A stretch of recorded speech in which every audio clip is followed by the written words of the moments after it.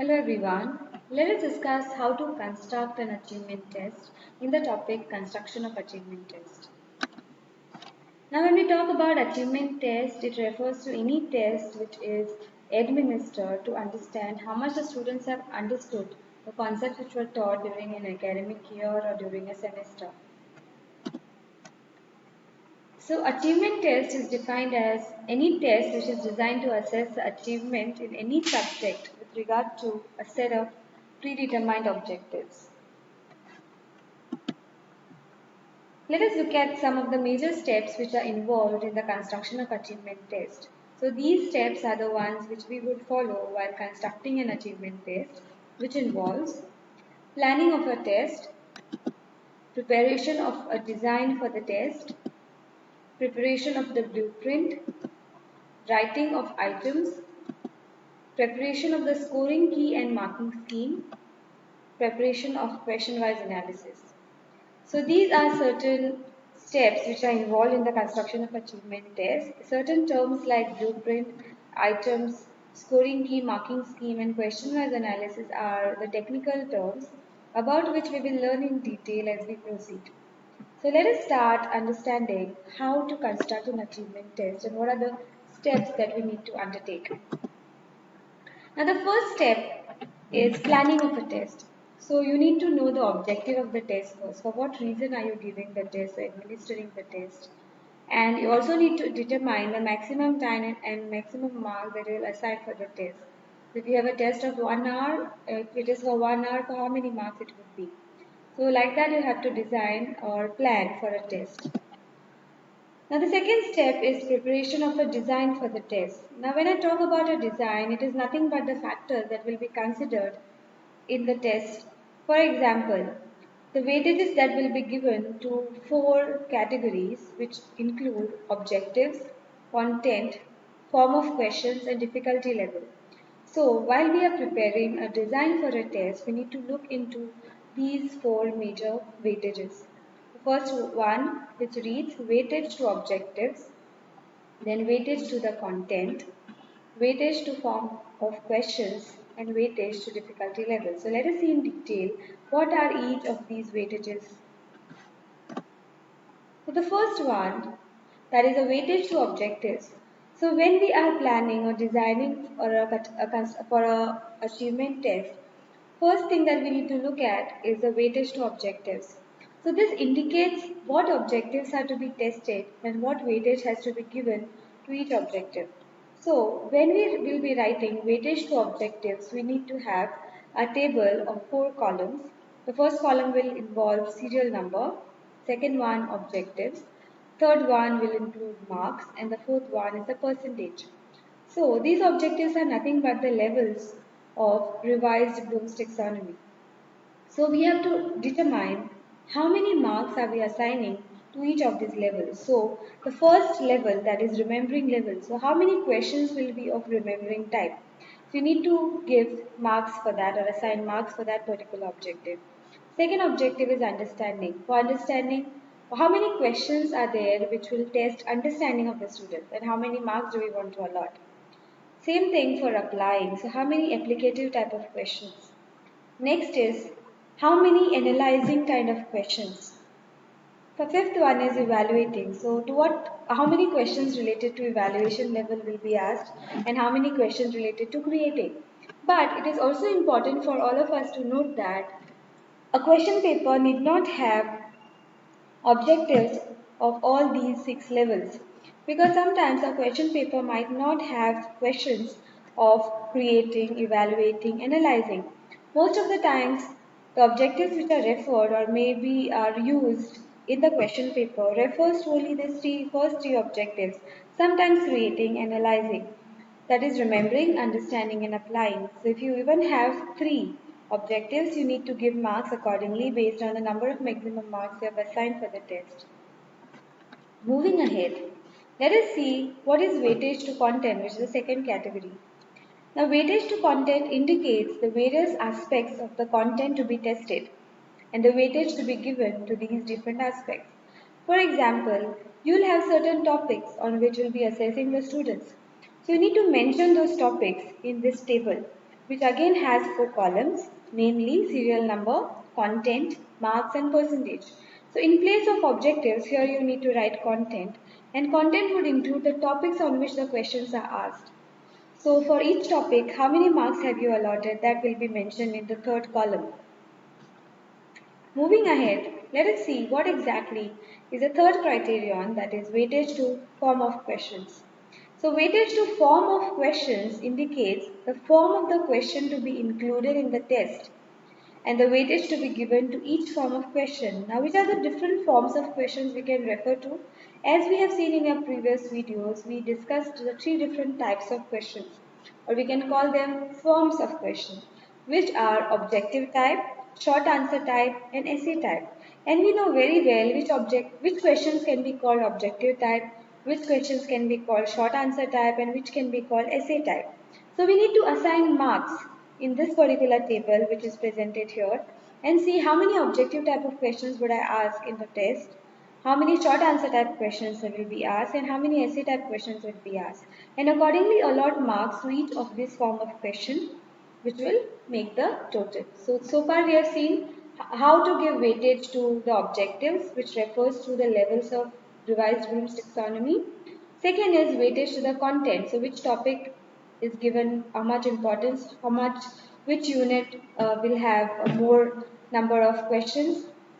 All of that will be taken care in the second category, that is weightage to content.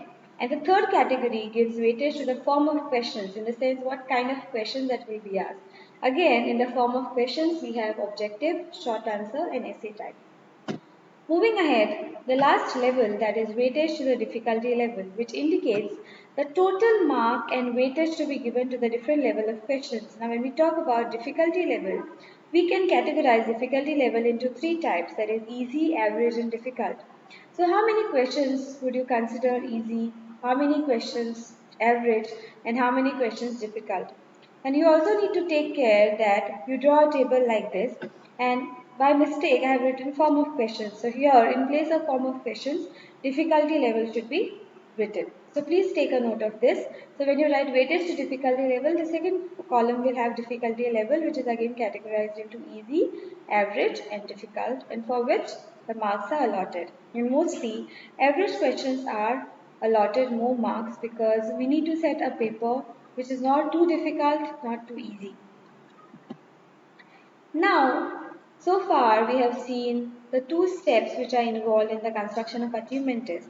Now the third step, that is preparation of blueprint, is one of the most important parts of developing or maybe constructing an achievement test. You must have heard this term blueprint when architects or engineers talk about planning a house or planning a building. So the reason why we focus on blueprint because it gives us an idea of how to go about the work. So in similar manner, blueprint during construction of an achievement test also helps the teacher understand how would I be allotting marks to each question and how the answers will be assessed of the students. So let us see in detail why this blueprint and how this can be used in the construction of achievement test. Now if we focus on the theoretical aspect of blueprint, it is nothing but a 3-dimensional chart. Giving the placement of the objectives, content and the form of questions which we just saw, its uses are, it helps to improve content validity of the test. So when we talk about content validity, it refers to the validity of the content in the sense whether the content is properly tested in a given test or not. It defines as clearly as possible the scope and emphasis of the test. By focusing on the objectives, it also focuses on the emphasis of the test. It relates objectives to the content. So whatever objectives that you have set for a given subject, they can be related to the content. It gives greater assurance that the test will measure learning outcomes and course content in a balanced manner. So when you have a blueprint with you, it is an assurance to you that it is equally placed and equal importance is given to all the topics or as they need. And lays before a tester, a complete picture of the test is going to prepare. So in a way, the person who is administering the test gets an overall view or understanding of how the test is going to go. So now let us have a look at the picture here or a table of a blueprint. So when you look at this table, there are several columns and rows. You just need to remember that there are three weightages which are mentioned in this particular table. The first one is objectives, we can see, which we referred in the previous slides as weightage to objectives. Second is form of questions, and the third one is the content. Now, when we have in the first row objectives, we need to write all the levels which are mentioned in the revised Bloom's taxonomy. And say suppose you do not have these levels like analyzing, evaluating and creating, there is no need for you to create a table like this for them because all the portion here would be empty. But if you have all these levels covered in your test paper or your achievement test, you need to mention all the 6 levels which include remembering, understanding, applying, analyzing, evaluating and creating at the end. So the first row goes with the objectives. Now in the second row, that is the form of questions, you have 3 different types of questions. If we could recollect, they were objective type, short answer type and essay type. So when we refer to objective type of questions, we need to write the symbol or we need to abbreviate it as O. Then second, short answer questions SA and essay questions E. So likewise, under each objective, if you see here in the remembering section, I have 3 columns again, which refers to the form of question, that is O, SA and E, which is objective, short answer and essay. So likewise, how we have done in remembering, similar manner, it will be done for the rest of the levels or objectives which are mentioned, which include understanding, again 3, applying 3, analyzing 3, evaluating 3 and creating 3. Now the next thing or the next row is content. So when we write content, we need to write the subtopics or the topics on which the questions are asked. Say suppose you are giving a test for a lesson. So the lesson will have certain topics in the particular lesson on which the test is designed. So you need to know on which topic how many questions are asked. So if a test is constructed based on 3 or 4 lessons, you need to mention the lesson name in place of subtopics. For example, respiration in organisms, food products. Okay, like that. The number of the names of the chapters will be mentioned in the content column. That is the first column here. And then, with reference to the first topic, for example, respiration in organisms, I have to see how many questions I have asked in these 2 particular category. That is, the first one is objectives and second thing is form of question. Say suppose I have asked only 2 questions. 2 questions for remembering as an objective type. I will write 2 and in the bracket 4. Now what does this bracket and these numbers refer to? You need to look at this particular statement here, that the number outside the bracket indicates the marks and those inside the bracket indicate the number of questions. So the number that you see here will indicate the questions which is inside the bracket and marks are mentioned outside. So we know that for subtopic 1 I have asked 4 questions for 2 marks which are objective type, which are under remembering. Then for the same subtopic I have asked 2 questions for 1 mark which is again objective type under understanding. Similarly for subtopic 1 under applying I have asked 4 questions which for 2 marks which are objective type of questions and again 1 question for 2 marks which is a short answer, or we can say short answer, so there should be SA instead of short SE. So we need to take care that we assign these numbers properly based on how we would like to ask questions for each topic. So like how I have done for subtopic 1, in the similar manner this will be repeated for the rest of the topics, and at the end total marks will be assigned for each row for objective, essay and short answer, and the grand total for each level, and then the grand total here for each subtopic. So ultimately here in this column you will have the total marks of the test, which is 25. So we'll discuss more about the further steps which are involved in construction of achievement test in the next video. Thank you.